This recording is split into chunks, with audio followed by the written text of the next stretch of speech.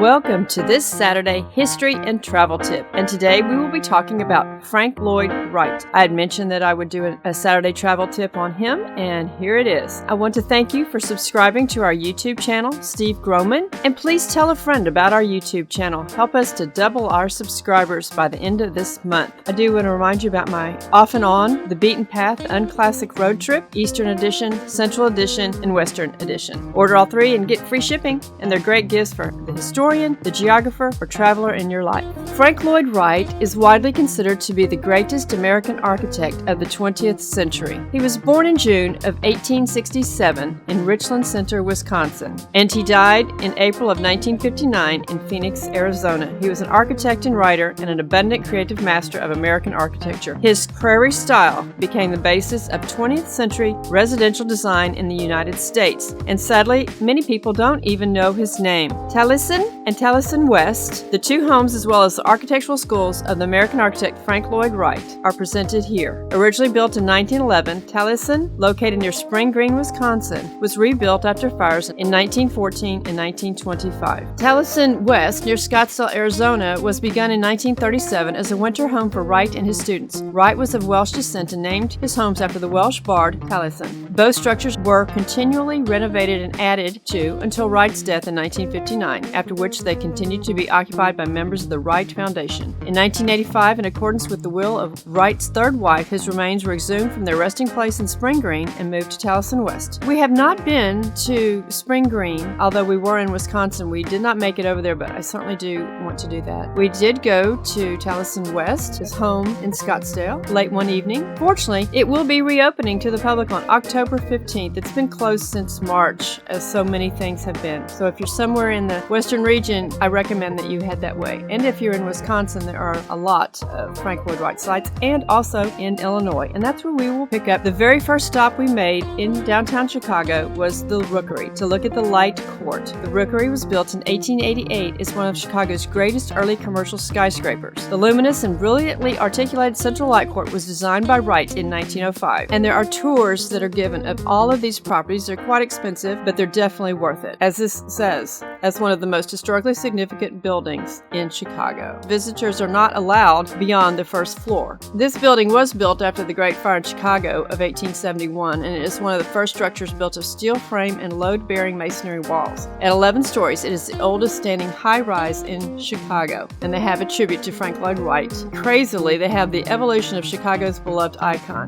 Well, this building hasn't evolved. It has changed throughout the years, but it certainly hasn't evolved. Later in the day, we stopped off at the Frederick C. Bobbie House in Hyde Park. It's adjacent to the University of Chicago, and it's one of the great masterpieces of the 20th century architecture and design. The Bobbie House, 1908 to 1910, synthesizes all the major innovations of Wright's design philosophy. It is the definitive expression of his prairie style and a precursor of modernism. It is one of 8 Frank Lloyd Wright properties that has been accepted as one of UNESCO's World Heritage Sites. He was the originator and a highly productive architect. He designed 800 buildings, of which 380 were actually built, and a number are still standing. UNESCO designated 8 of them, including Fallingwater, the Guggenheim Museum, and the Unity Temple, as World Heritage Sites in 2019. Throughout his career, Wright retained the use of ornamental detail, earthy colors, and rich textural effects. His sensitive use of materials helped to control and perfect his dynamic expression of space, which opened a new era in American architecture.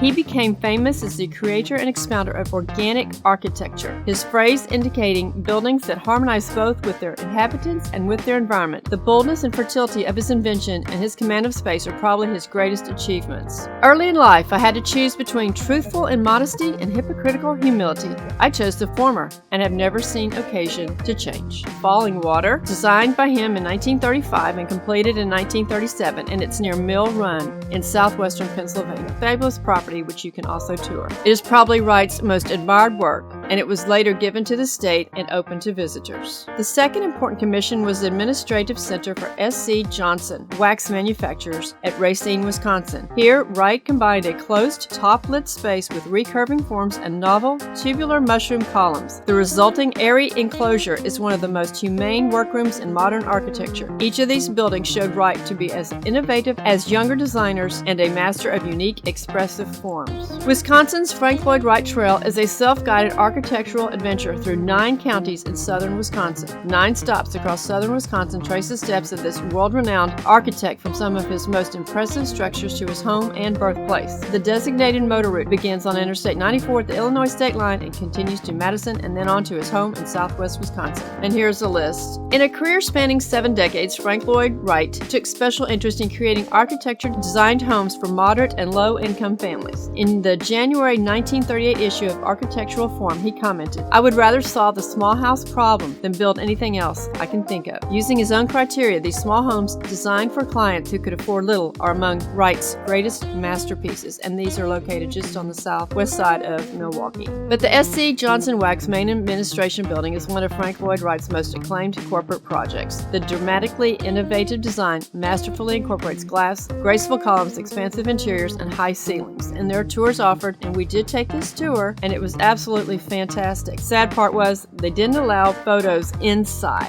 When 69-year-old Frank Lloyd Wright set out to design the Johnson Wax Administration building in Racine, Wisconsin in 1936, he was already one of the most revered and controversial architects in the world. Best known as the creator of the Prairie House with its horizontal lines and long, low-perched roofs, Wright had also spent a lifetime authoring an astounding variety of residential and workplace breakthroughs. The administrative building was absolutely fabulous, but equally impressive in its shape is the research tower, rising more than 150 feet, and the tower appears to hang suspended in the air. Besides the architectural design that is gorgeous of this, the contents of this tower were amazing. This was the old research labs for S.C. Johnson in past decades. I really wish we could have taken pictures to see all the fabulous displays they had of the laboratories as they had experimented with different cleaning products through the decades. You start your tour at what is called the Golden Rondelle. You can see all the products this company makes. Here is a picture of the Rondelle. When we were there, it was under construction and there was scaffolding all around it and it was impossible to take a decent picture. So we bought this postcard. And I want to remind you that when you go somewhere on vacation or just for a getaway weekend, send yourself a postcard. We have stacks of postcards that we have sent, and it's a great little token of a fabulous time that you had. Not far away is the Johnson Foundation at Wingspread, and this was S.C. Johnson's home. And we took the tour. We entered through this little door we see here on the right, and the ceiling was extremely low. If you were 6 feet or greater, you were having to duck. He designed this so that when you walked on into this open expanse and be awed, and this was S.C. Johnson's home for many years. As you can see, the spiral staircase leads to a viewpoint above the roof line. One of the not so smart designs that Frank Lloyd Wright did was this fireplace.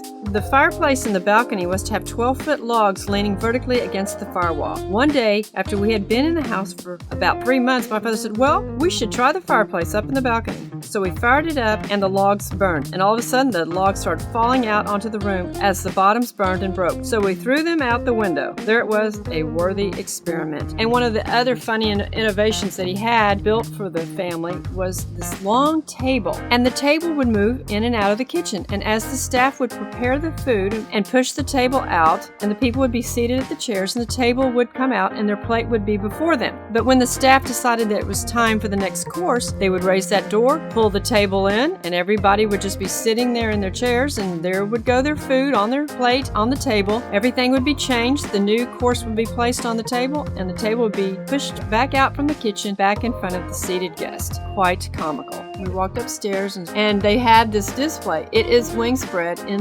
Legos. We enjoyed walking through the grounds and watching the informative film. And a funny thing was our tour guide, she was also our tour guide at the nearby lighthouse a week later. And from this view, you can see the clear tower that the children could go up the spiral staircase and look out over the property. Well, anyone could look out, but the children especially loved this. If you're not willing to be wrong or to make a mistake, then you can't lead. Sam Johnson. We should not worry about whether we have lived up to the expectations of our fathers, but whether we, as fathers, have lived up to the expectations of our children. Sam Johnson. But perhaps as much as his genius as a stylist and designer, Wright is so well known due to his longevity and productivity. His designs resulted in 532 completed work, including houses, offices, churches, churches, schools, libraries, bridges, and museums, and one golf course for good measure. He authored and co-authored 20 books and countless articles. He was an incredibly talented architect, but he was also an incredible PR machine, Hillier says. In 1991, the American Institute of Architects, in a national survey, recognized Wright as the greatest American architect of all time and voted his Fallingwater house, built in 1939 in Pennsylvania, as the best all-time work of American architecture. When he died during intestinal surgery on April 9, 1959, at the age of 92, Wright had recently approved designs for the Guggenheim Museum in New York City. We build our future. We honor our heroes, not tear down our past. President Donald J. Trump. And we do want to thank the Lord